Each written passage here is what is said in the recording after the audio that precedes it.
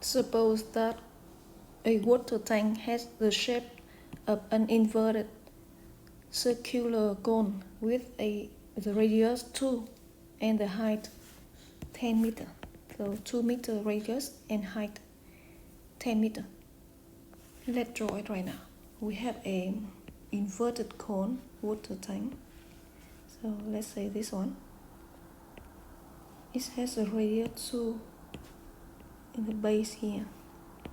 So here 2 meter and the height, this height 10. When the water is 4 meter deep in the tank, so they pump the water here. So assume that the water is going into the tank, and the water is increasing, the level of the water increasing. So we have more water here. Let's say here's our water. So you have the volume of the water when increasing, the radius here is increasing, the height or how deep the water is will also be increasing. So that's the function we have. Here we have the radius, I call it R. The height or how deep it is, I call it 8. And the volume, I call it V. They are V3 function. Our function depends on time. When the water is 4 meter deep, so they consider the exact moment when we have 4 meter deep. So at the time height equal to 4, and then by the setup we can compute radius at that time too. The depth of the water is increasing 1 meter per second. So this one change d8 over dt change over time 1 meter per second. What is the rate of which the volume of the water in the tank is increasing at that exact same time? So they ask us what is the rate dv over dt at that exact same time, the time h equal to 4. So now we just set up the relation between all the variables. So we know that volume is of this shape is a inverted cone, right? So this is a cone, circular cone. So we know that V is 1 over 3 pi r squared times 8.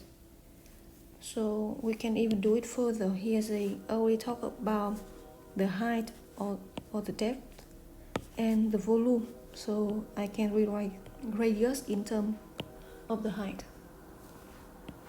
So let's do that. Let's consider this right triangle. This angle is 90 degrees.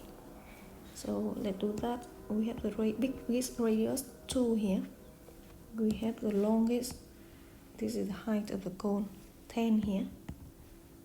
And now we have the water is increasing, so it's h here keep increasing.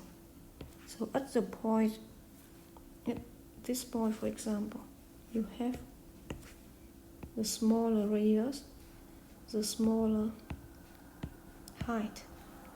So I could have by the two triangles that are similar, this smaller triangle, this one, and the bigger right triangle.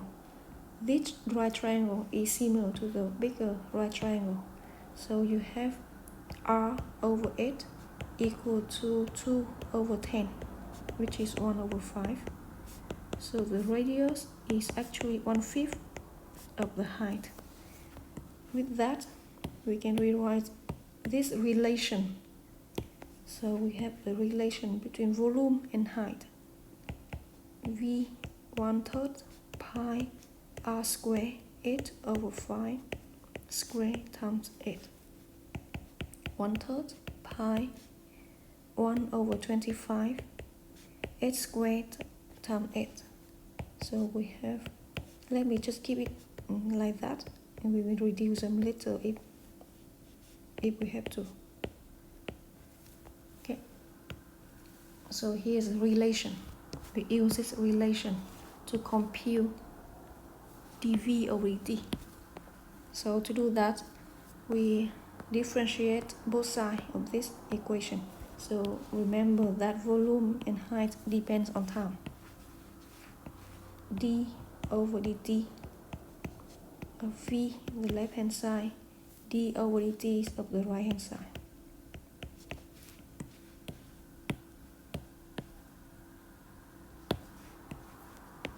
The left hand side you have dv over dt.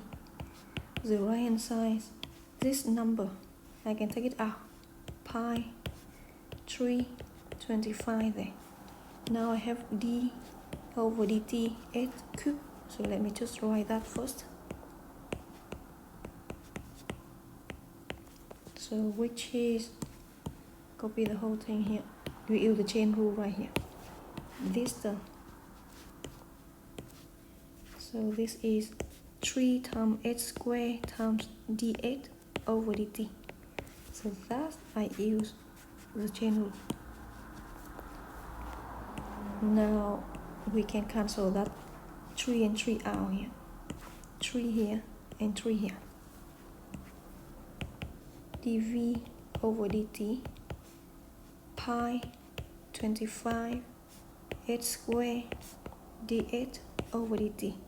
Now we look at the exact moment where we have the height is 4.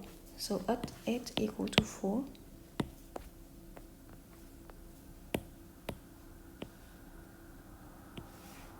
Then you have dv over dt is 1. We need to compute d8 over dt equal to 1.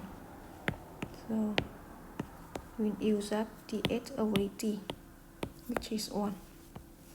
So you see that here, this term d8 over dt is known, which is 1. 8 here is equal to 4. So everything is known except dv over dt. dv over dt pi over 25, 4 square 16, d8 over dt which is 1. So this is 16 pi over 25. This is dv over dt, and this is our final answer.